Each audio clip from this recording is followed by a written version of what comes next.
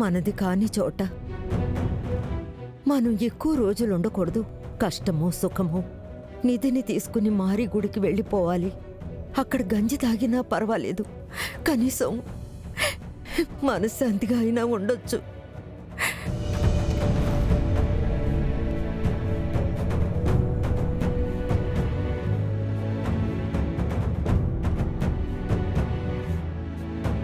మేఘజడ, మనిద్దరి బంధం బలపడి మేఘజడ మనిద్దరం ఇంకా దగ్గర అవుతావనుకున్నాను. కానీ ఎందుకో ఇప్పుడు నువ్వు నా నుండి దూరం అవుతున్నావు అనిపిస్తుంది. అయ్యో దేవుడా, నేను మనసులో అనుకున్నదంతా తెలిసిపోయిందా? ఇలా అప్సెట్గా ఆలోచిస్తూ కన్నీళ్లు పెట్టుకునే ముందు ఈ నా భుజం నీకోసం ఖాళీగా ఉందని నీకనిపించట్లేదా? లచ్చి, ఎందుకే ఇలా మాట్లాడుతున్నావు? నేనిక్కడ హాయిగా ఉన్నాను. నువ్వు హాయిగా ఉన్నావు, అవునా? మరెందుకు ఈ కన్నీళ్ళు? నేనేమైనా తప్పు చేశానా? మా ఇంట్లో ఎవరైనా నిన్నేమైనా అన్నారా? ఇంకా నయ్యం, నేను మాట్లాడింది వినలేదు. మాట్లాడవే. మా ఇంట్లో నిన్నెవరైనా ఏదైనా అన్నారా చెప్పు, వాళ్ళ గ్రహచారం మార్చేస్తాను. లేదు పాల్కవ్వ, నన్నెవరూ ఏమీ అనలేదు.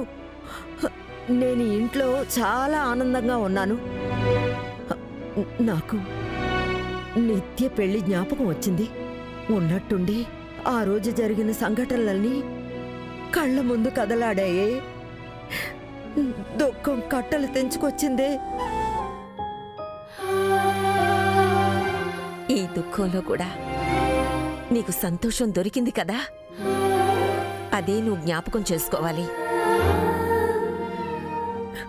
పాల్కోవా, ఇంకొక విషయం ఉంది.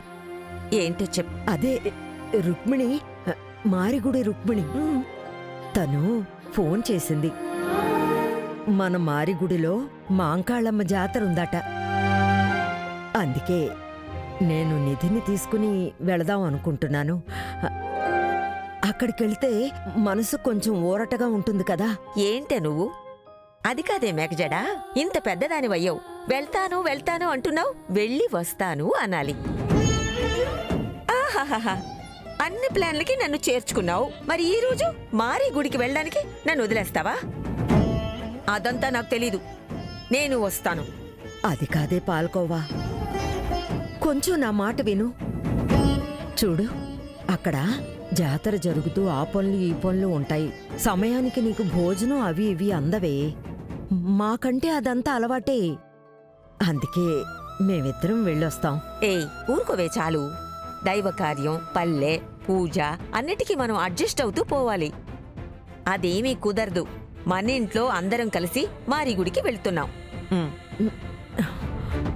మేఘజడ, మనిద్దరం బంధువులయ్యాక ఇదే ఫస్ట్ టైం మనమందరం ట్రిప్కి వెళ్తున్నాం అంతే. నా మాట వినవే. మాట వినవే కనవే అంటే గుద్దుతా. ఫిక్స్ అయింది, వెళ్తున్నాం అంతే. నా ఫోన్ ఎక్కడ పెట్టాను? అదియో అక్కడ పెట్టానా?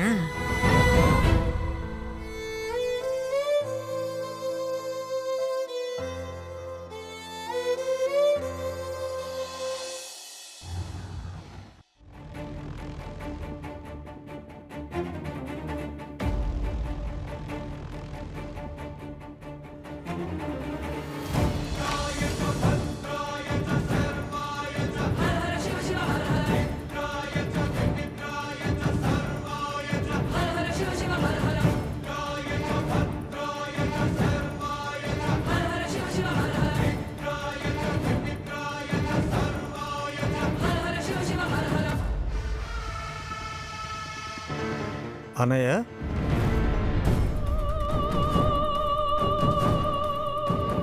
అన్నయ్య, ఈ చీకటి గదిలో ఒక్కడవే ఏం చేస్తున్నావు? ఏమైంది? ఏమీ కాలేదు, నువ్వు వెళ్ళి నీ సంగతి చూసుకో, వెళ్ళు. ఏమీ కాలేదంటే ఆ రిబ్బన్ రోజు వస్తే మరి ఎందుకలా చేసావు?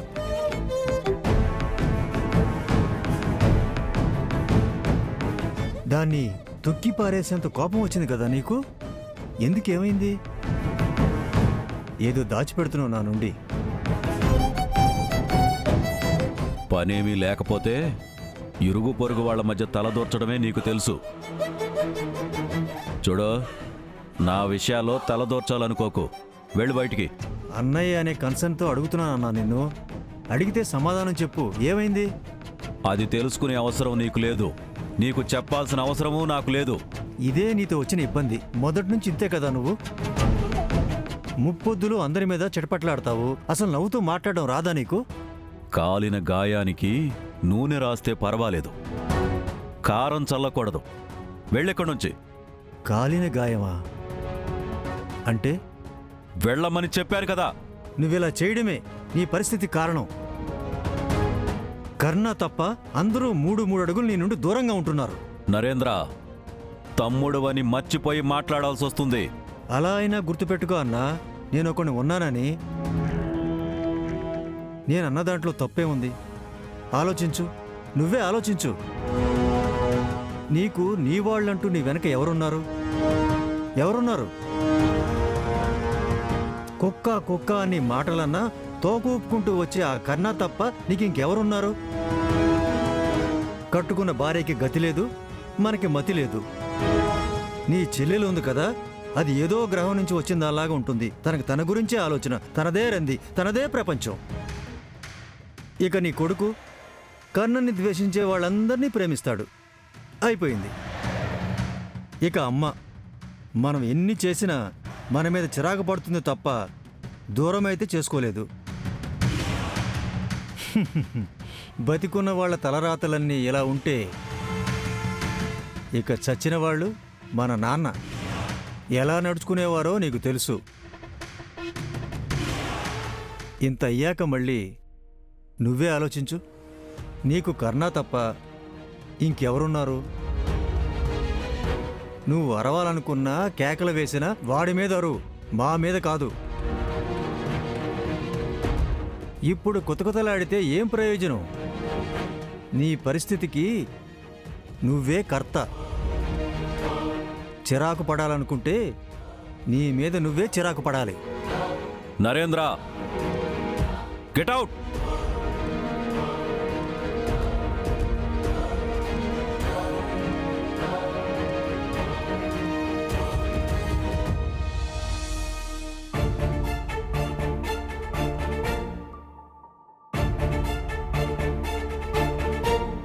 తాత, జీవితం నాకు ఓటమి లేదా చావు అనే చాయిస్ ఇచ్చాక చేతుల్లోకి తీసుకున్నారు.